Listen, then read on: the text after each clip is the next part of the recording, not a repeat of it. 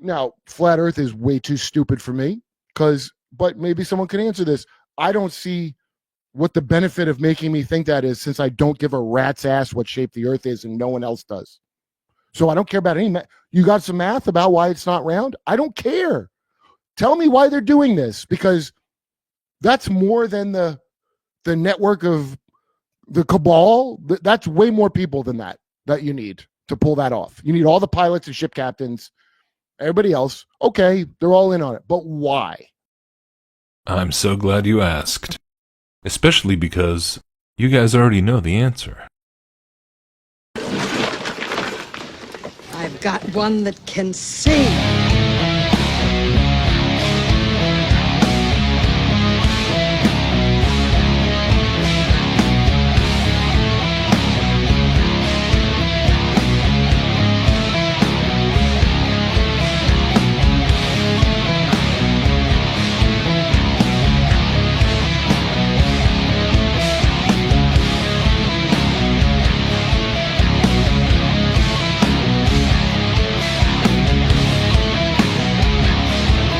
The greatest trick the devil ever pulled was convincing the world he didn't exist.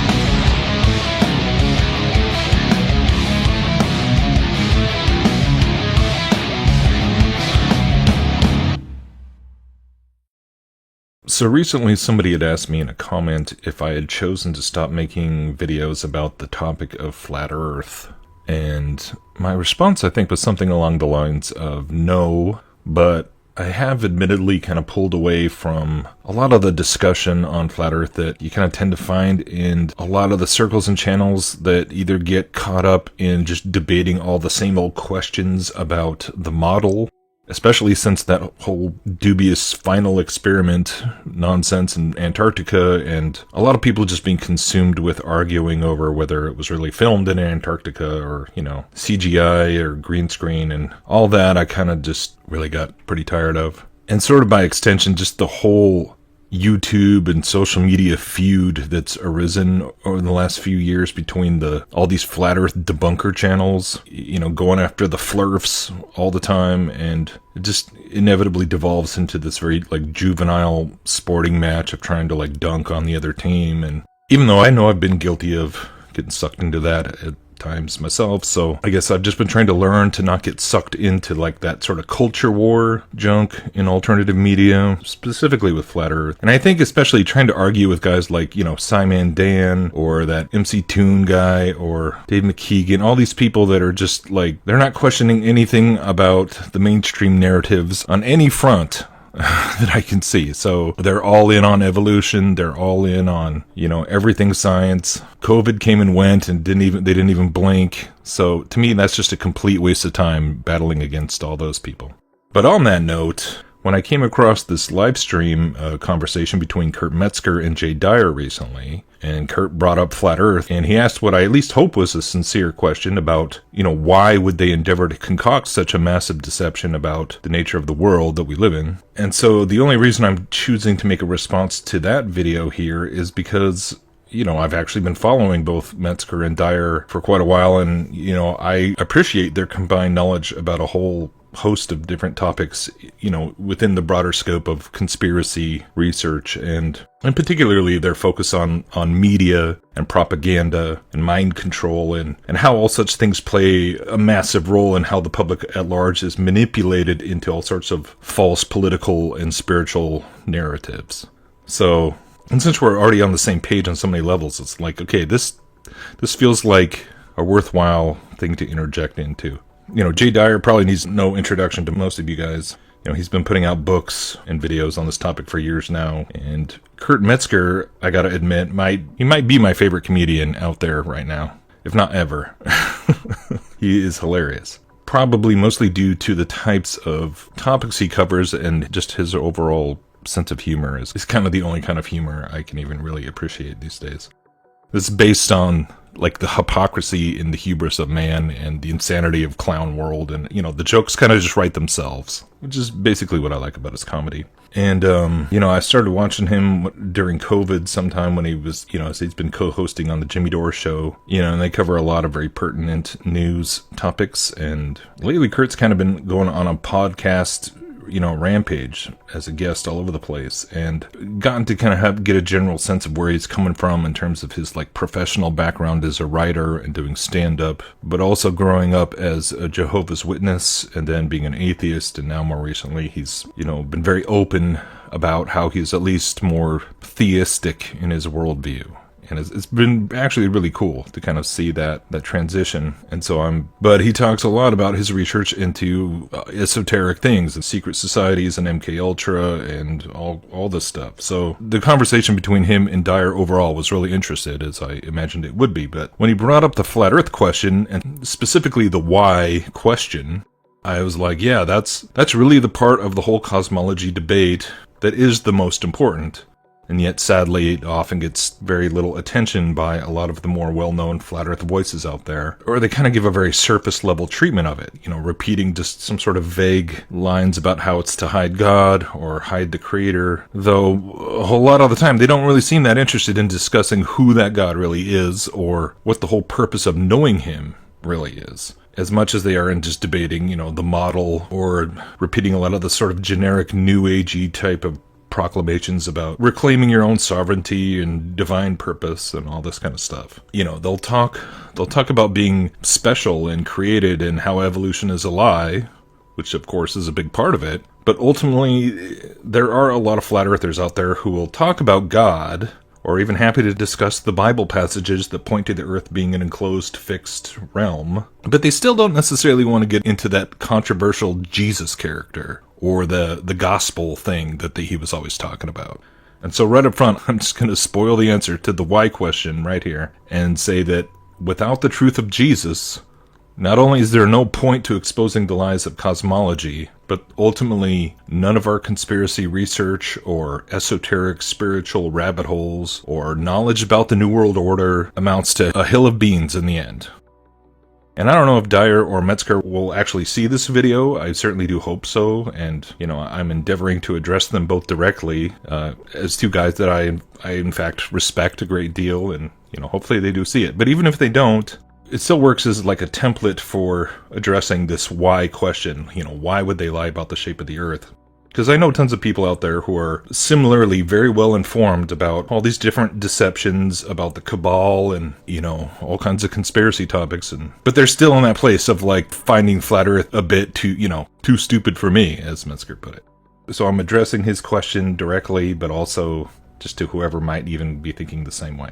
And as a side note, I've actually been pretty stoked to hear Kurt mentioning recently that he's become a fan of guys like Gary Wayne, you know, with all of his Nephilim and Bible research, but also Nathan Reynolds, who has, you know, one of the most amazing testimonies out there. And he talks unashamedly about things like satanic ritual abuse and mind control, and overall just how the invisible spiritual realm is very, very real. And also Kurt turned me onto that Control Alt History channel, which does really good work too. So, you know, I'm a fan of his work and his research. So that's basically what I was getting at when I said that Dyer and Metzger already know the answer. Because despite what other issues we might disagree on, they both certainly do believe in a spiritual dimension to reality. And they've spent years contemplating how media and culture and government have molded public perception of that reality. And that is basically the reason I find listening to both those guys interesting, is because they've spent a lot of time researching it and connecting a lot of dots in terms of the propaganda. In fact, it was almost kind of ironic that in that very same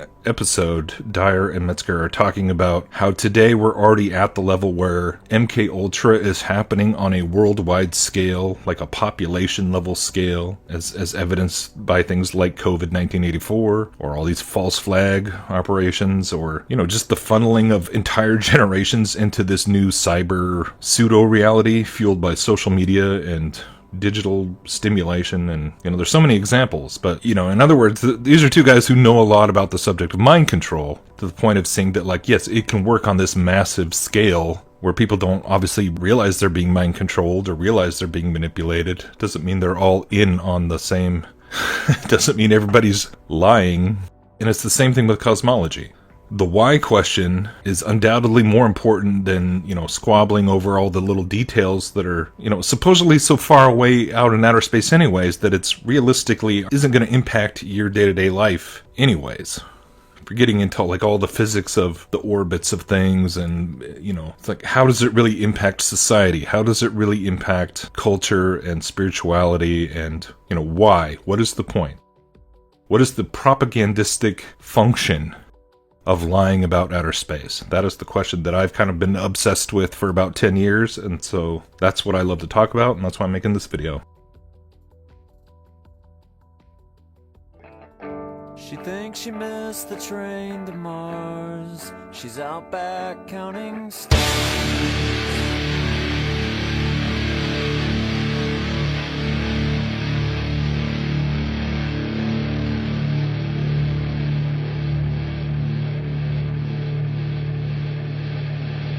And so first and foremost, I would say that the most obvious aspect is that it goes back to the entire debate over creation versus evolution. And this is not just a flimsy notion of how outer space makes God seem far away instead of directly above us, although I do believe that to be a factor. But just categorically, it's not difficult to realize that in order to propose the idea that everything we see came from some big bang in the ancient primordial past, you would need to defend the idea that the cosmos is still in a state of vast outward expansion.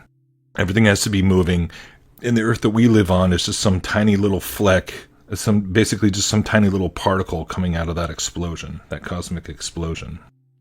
Even though when we look up into the night sky and see the luminaries circuiting the sky above us in a very precise, predictable path, night after night, year after year, century after century, nevertheless we're taught in school that they're actually in fact moving away from each other at breakneck speeds, and it's only because the distances involved are so incomprehensibly massive that we just can't see these deviations with our casual observation.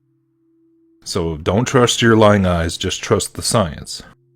And when I first began to grapple with the question of a stationary enclosed Earth versus a spinning ball in a void about 10 years ago, I was forced to come face to face with questions that I had not considered before. One of the biggest being one known as the distant starlight problem. Now, if you haven't heard of it, the distant starlight problem is the name that's been given to this paradoxical predicament that arises when you're trying to reconcile the belief in a young Earth model, as the Bible describes, with the simultaneous belief in a universe that is billions of light years across.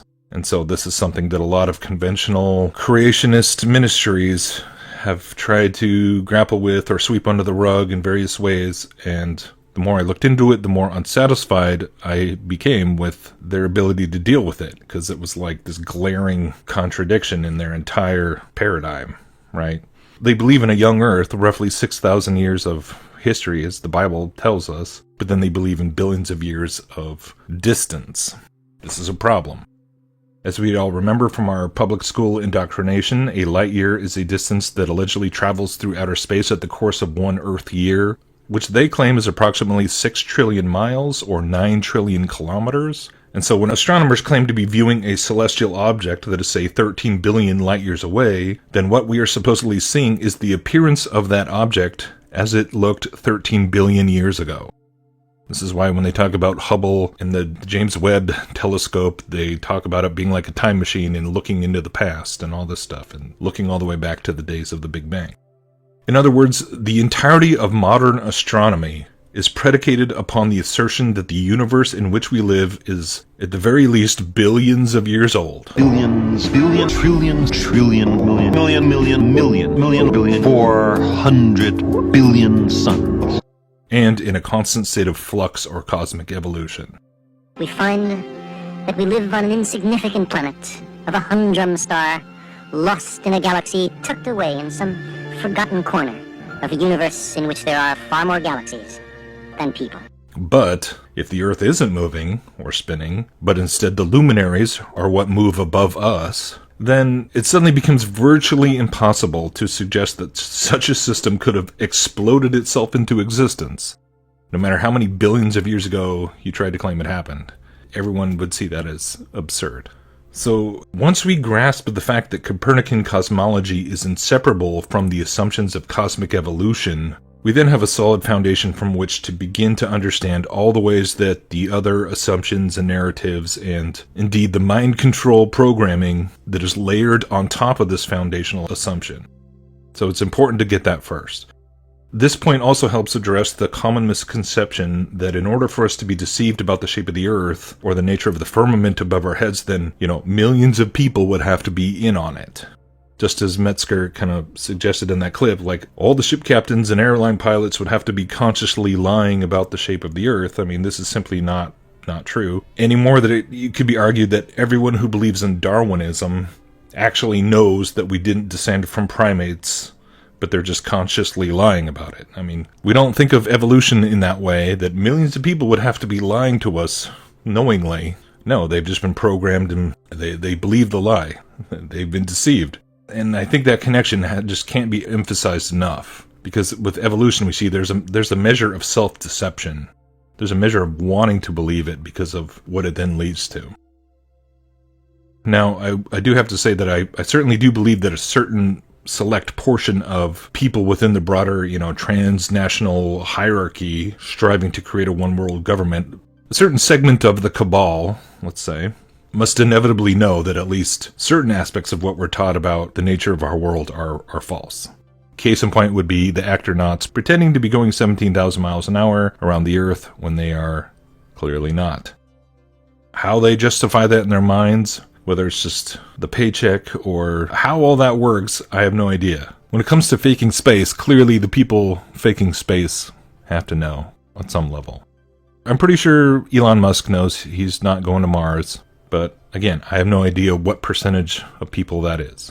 Most people within the space programs don't know that they're faking space. Okay? That is an important thing to kind of understand. And so that's just within like NASA and the other space programs, but certainly on the level of like ship captains and airline pilots, this is just demonstrably not true. Yet it's sort of ironic that it's also true that a shocking large number of airline pilots and people with like maritime experience in either the military or transoceanic sailing, stuff like that, now do believe that there is no measurable curvature, and that everything to do with navigation and, the telemetry of ballistics and stuff like that is all based on the assumption of a flat plane and all calculated accordingly. And if you want to see more on that, I recommend this video of 28 pilots confirming flat Earth. It's 3 hours worth of testimony from airline pilots and the guy who flew F-16s in the Air Force, and you'd be amazed like how many pilots are actually like realize, but they all tell you like, oh, I never thought about it until somebody mentioned flat Earth and I thought it was crazy, and then I started, really thinking about it. And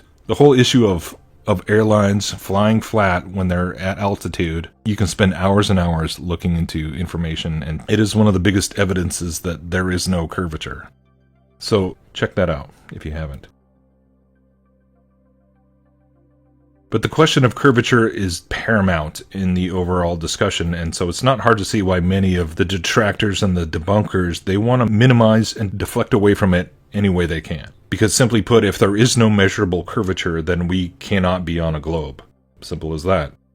And what you're seeing here is a mirage. The question of measuring the curvature actually played a massive role in my own journey of eventually concluding that we can't possibly be living on a spinning ball and we're not hurtling through a vacuum. So, having briefly addressed that matter, as important as I would argue all that is, I want to come back to the why question and how that's occupied, the majority of my attention over the topic and the role that it plays in connection to so many of these other conspiracy topics. Now, as a Christian, not only was I forced to recognize that the description given in Genesis of the creation was not reconcilable with the Copernican notion of the solar system, it also quickly began to make sense out of many other things that we find in the Bible that mainstream science has attempted to ridicule and dismiss as mythological nonsense. When you really step back and think about it, the idea that the land and sea that we all move on is actually all built on a massive literal flat plane, just like we experience life in our immediate everyday surroundings, it's honestly not that weird, or even controversial, or even all that difficult to scientifically prove when you compare it to so many other claims made by the Bible.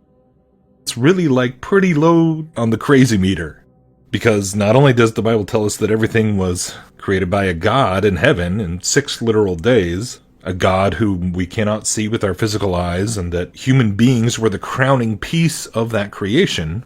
But it also unapologetically affirms the existence of spiritual entities, angels and demons, which, they have a different composition and dimension of existence than we do, yet they overlap our physical world and can interact with us, some in the service of the Almighty God and others in the service of a being called Satan. And that's something that we've all heard a million times in our life, the idea of angels and demons and spiritual entities. And so, compared to the idea of flat or round or, whatever is going on outside the firmament or above the sky, in terms of cosmological models of the Earth, one Earth where there's just human beings in the physical realm, scientific materialism, and another paradigm that says, oh, there's all these invisible entities.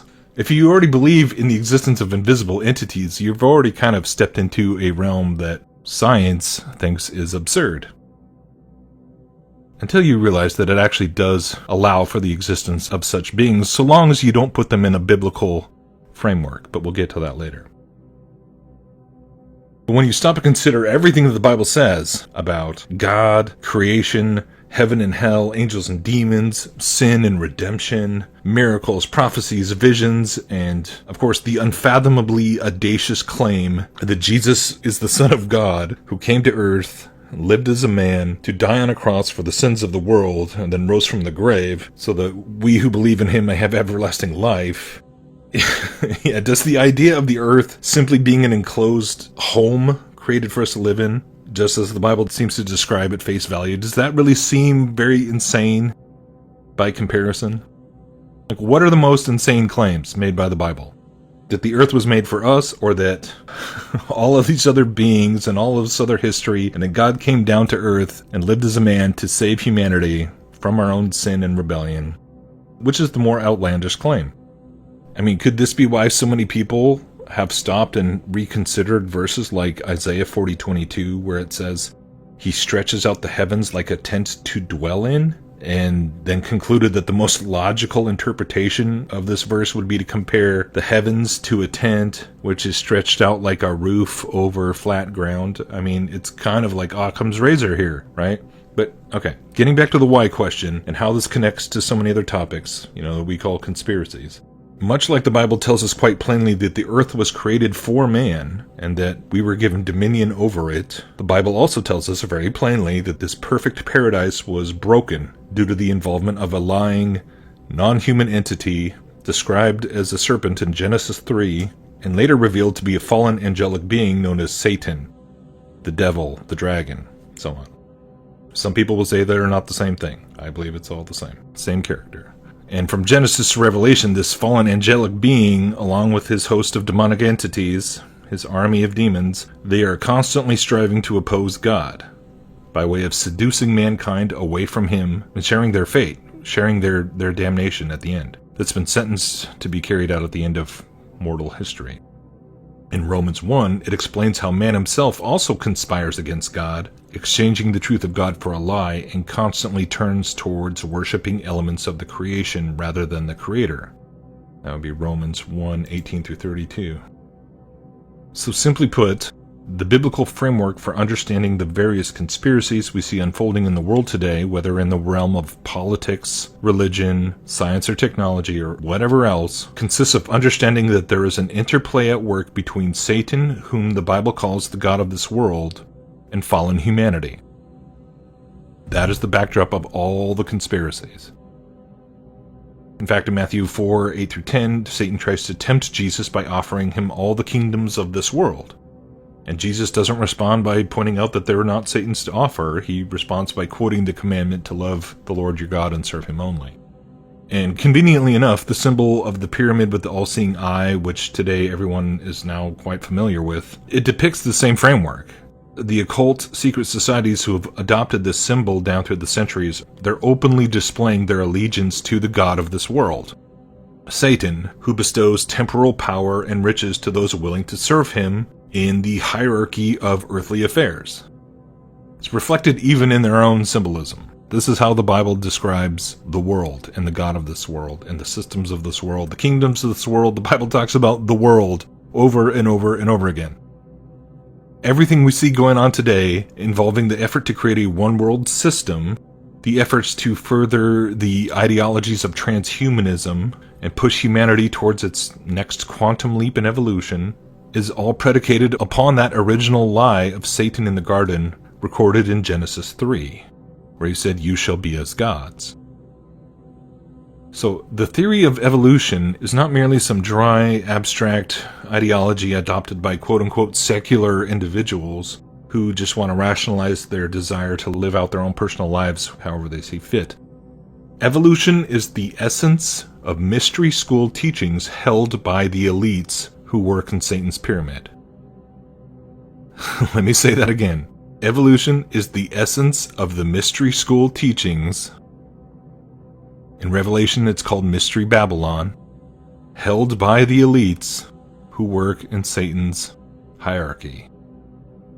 Evolution and apotheosis are the same lie. They're two words for the same thing. For the bulk of the 20th century, a lot of people thought scientific materialism and atheism was like the driving force of anti-Christian influence in the world. But what I've come to realize is that in reality, that was only a short phase of the broader deception that's gone on for thousands of years.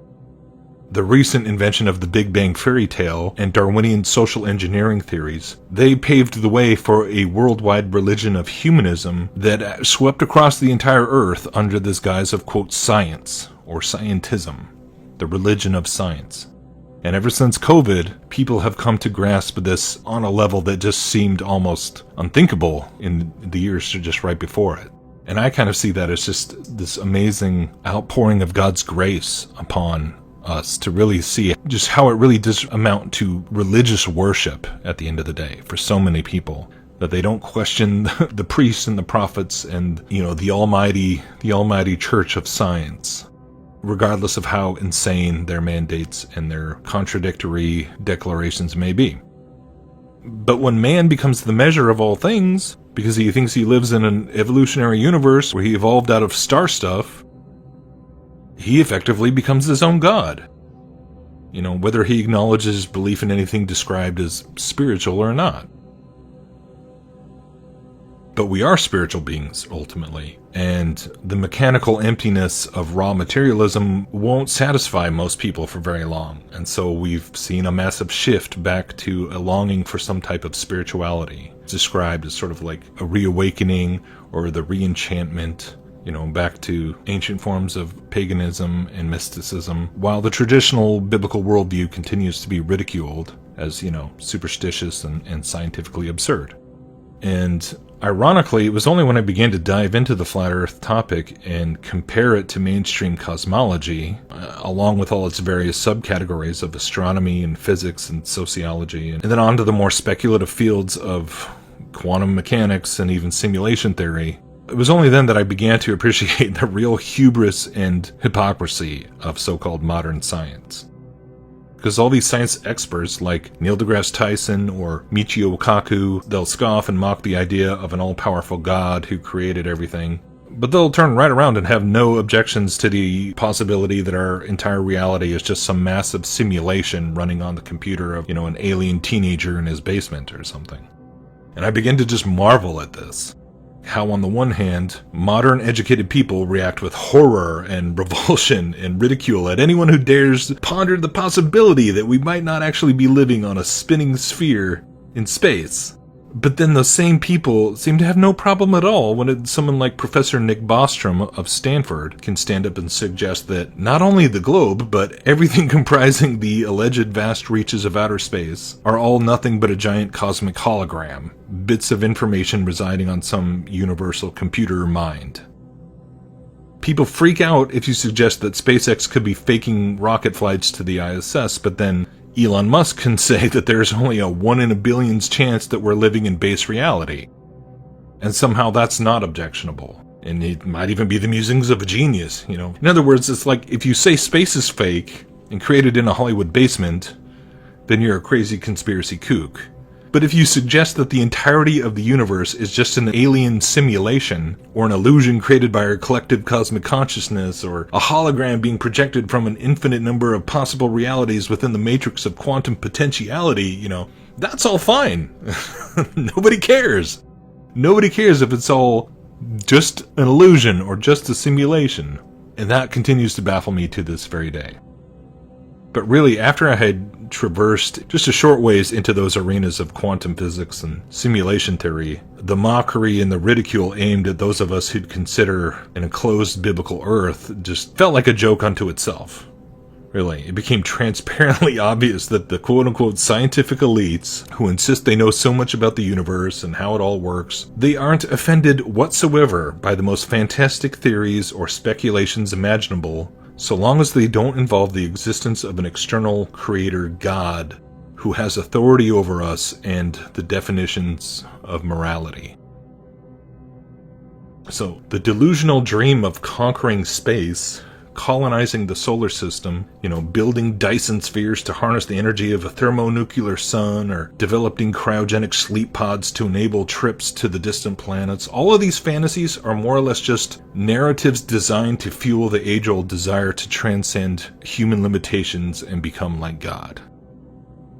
So outer space can thus be understood as a type of fictional backdrop for endless Luciferian parables, which people walking around down on Earth can internalize and justify their desire to live without the oppressive God of the Bible, who literally looks down on them from above, as the Bible says.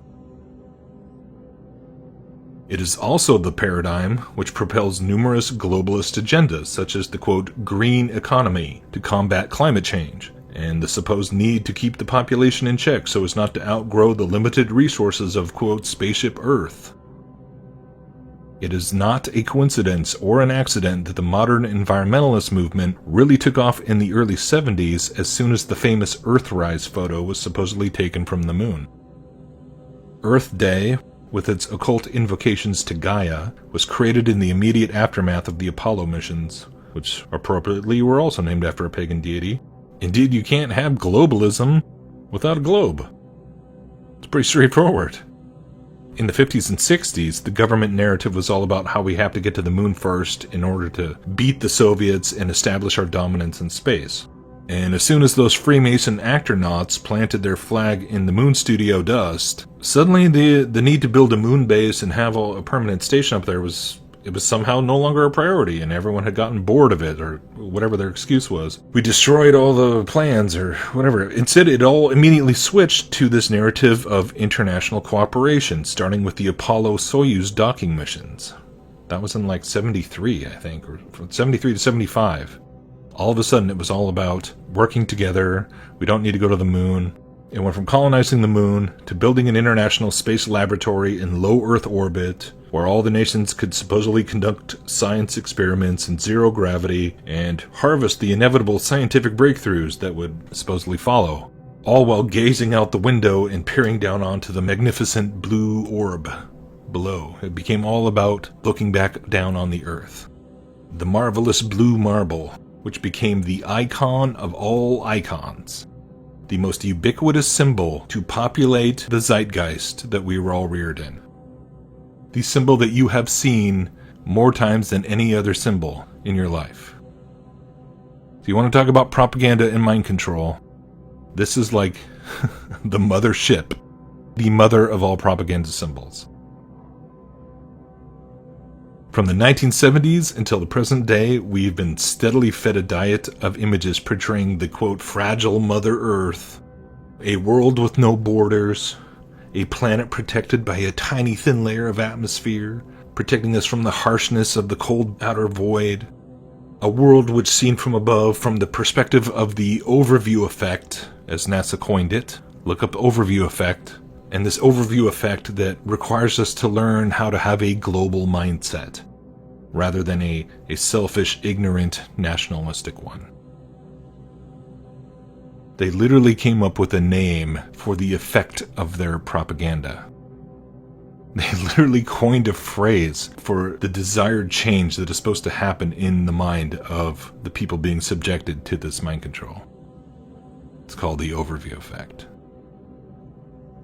And it's admittedly a pretty horrifying realization to come to the conclusion that this most iconic image that was so long was regarded as the most definitive example of our alleged collective achievement as a human species is in fact an indispensable component of the greatest MK Ultra PSYOP of all time. I'll grant you that. It's a lot to swallow. It's pretty insane. But in fact, I look at it now, I see it as the icon of eugenics. I see the symbol of humanism itself. It is the iconography of the one world system. It is the icon of the New World Order. It is literally a new world view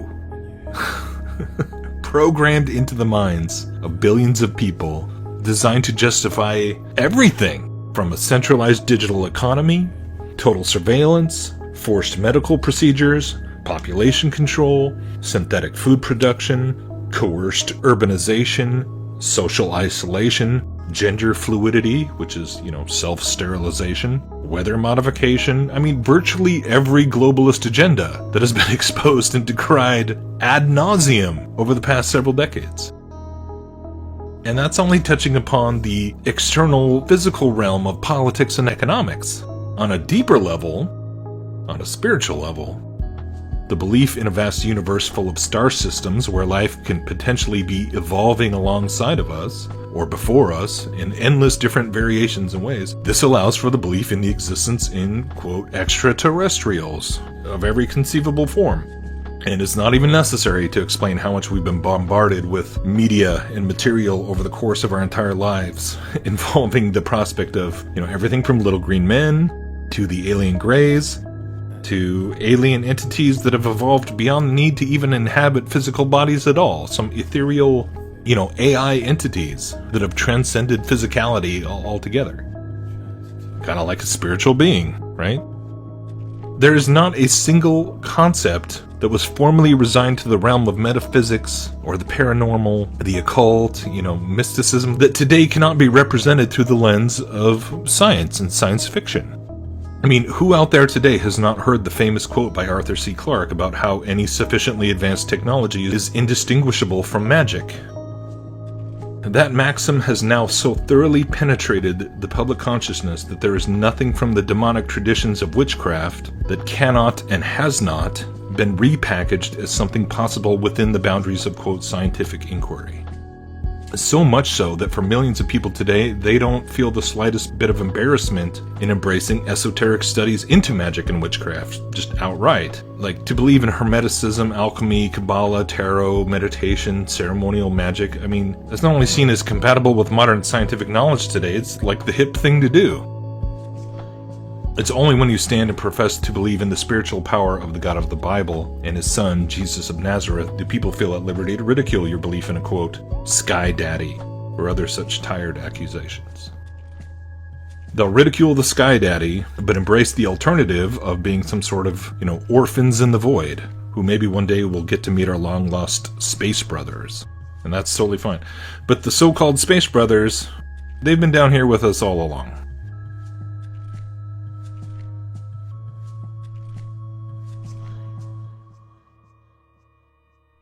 When we humble ourselves enough to put more trust in what God has revealed through his word than through the vain imaginings of man, we can know the why behind the conspiracy. The conspiracy to obscure the true nature of the world, and all the other conspiracies as well. In fact, even a small child can understand it. The beauty of the gospel is that it's simple enough for a young child to accept and believe it, and yet so utterly profound that you'll never exhaust its mysteries if you live beyond 100 years old. Deep down, each of us knows that we will face the end of this mortal existence sooner or later, and the dream of exploring the heavens has tantalized man for thousands of years, with the hope of escaping this limitation of mortality.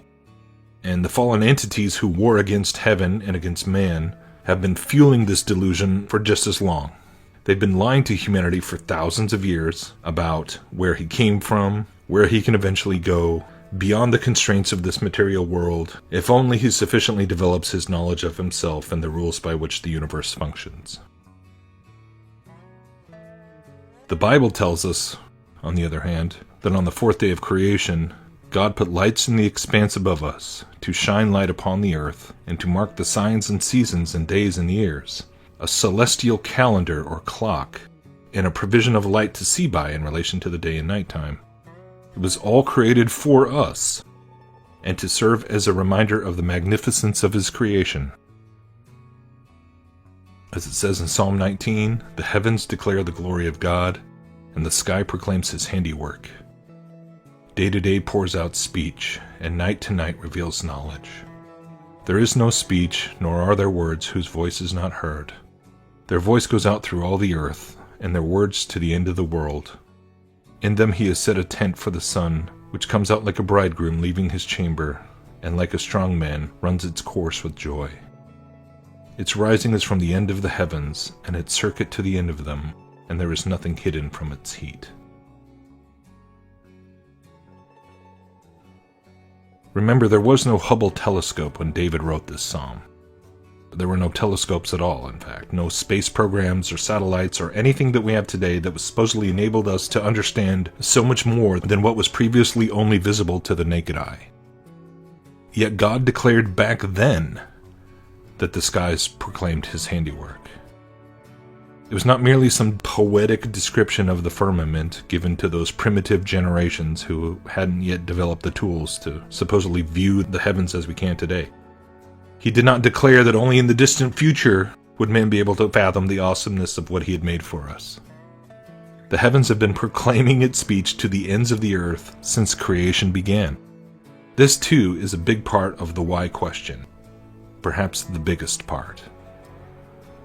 It's the simple trick of erasing people's ability to recognize the signature and handiwork of God that is shining down upon us day in and day out, testifying to His love, mercy, and provision, and also testifying to the fact that one day the heavens will be rolled back like a scroll, and the Son of Man will return through the clouds in the same way that He ascended, and come back to judge the world, and gather those who belong to Him.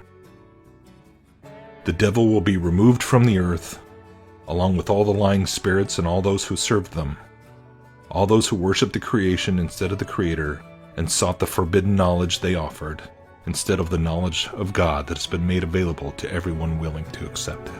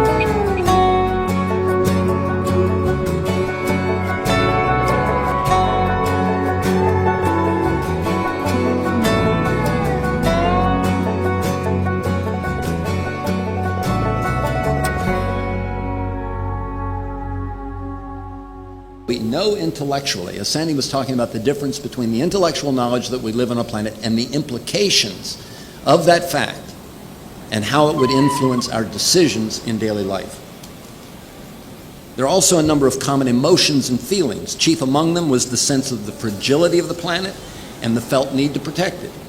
This was one of the primary reasons for the forming of the Association of Space Explorers, the astronauts' own organization. As well as this related sense that they talked about of returning, feeling for the first time a citizen of the planet rather than the locality of their origin. So as Frank mentioned, they frequently felt a strong sense of kinship or commonality with the peoples of the Earth, using phrases like, "we're all in this together." And there are hundreds of such statements from other astronauts, which we've been working to compile and to publicize.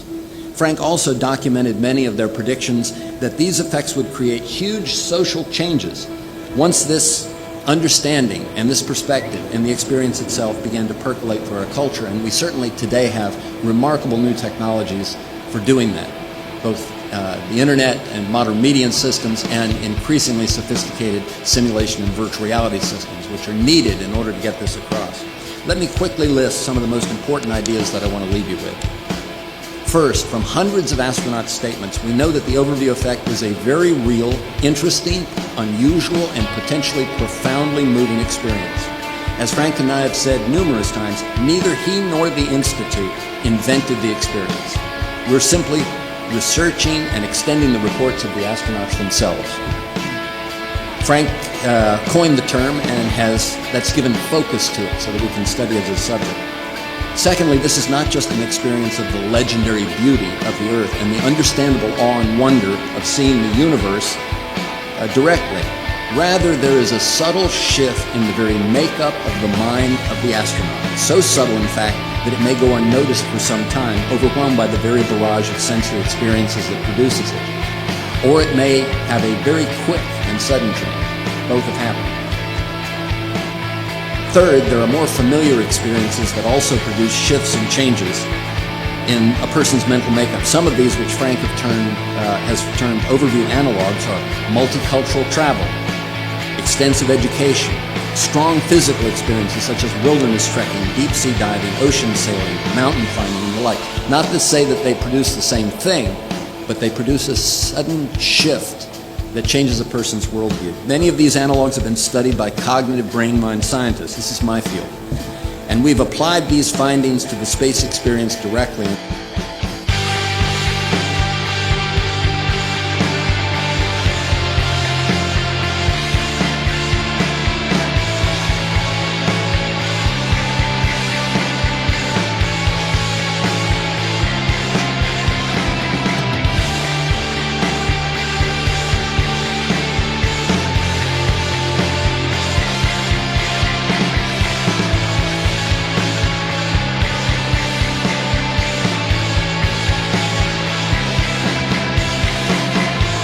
After I came back and tried to understand what this experience was all about, I could find nothing in the science literature about it and nothing in the religious literature that I looked at. So I turned to the local university and asked them to help me with what I saw.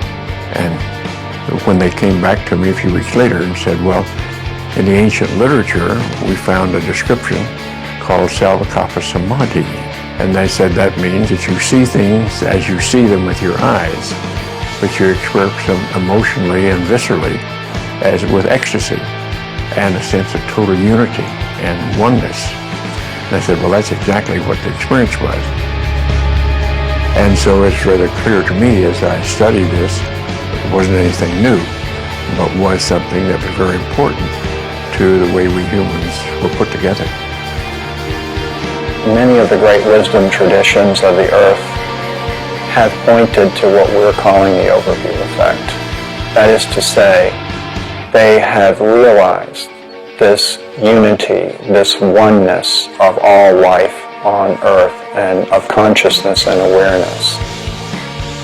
Within the Western tradition, I think it's quite new and quite shocking because there's been much more of a sense of separation. But if you look at other non-Western cultures, especially in Asia, the emphasis on those has always been on realization that the self and the world are not separate from each other, but that they're really interconnected, that the individual self and the species as a whole is a manifestation of the larger whole. As you go into your mind in a contemplative way, the sense of the living reality of the planet becomes obvious. You become more in tune with the natural world. This is very akin to the direct perception that the astronauts have. So it's no wonder that many people have likened the overview effect to a spiritual or meditative experience, although it's not exactly that. It's a cognitive shift that very often can produce a kind of meditative experience.